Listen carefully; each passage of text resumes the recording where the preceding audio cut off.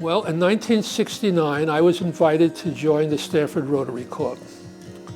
And early on in my Rotary careers, I learned about another Rotary Club in a nearby community, which was helping to finance and establish a housing development to meet some of the needs of its community.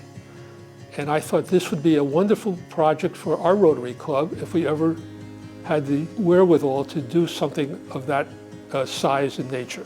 Sometime not too long thereafter, I became treasurer of the Stamford Rotary Trust Fund, and I learned that the main financial work of the trust fund was to award scholarships to high school students who were going on to higher education. And that was pretty much what the trust fund did for a number of years.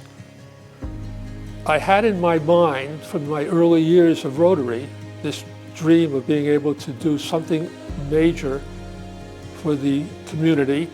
And I realized in the year 2023, we were going to celebrate our 100th anniversary of Rotary in Stamford. And I thought this would be the perfect time to do a major project which would have some lasting impact. And I approached the chairman of our trustees and suggested that maybe we ought to explore doing something along those lines. And he picked up the ball and we started to investigate.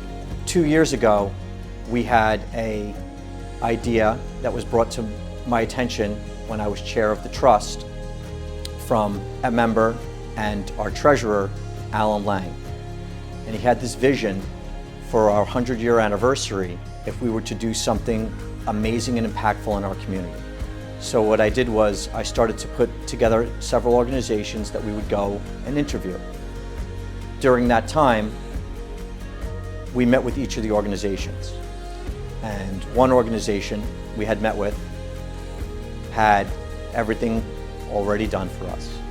So we met at Pacific House and we gave them our potential idea, and the next thing you know, we had plans in front of us. We had this whole map already there, exactly what we wanted to do. So I made our decision a little easier.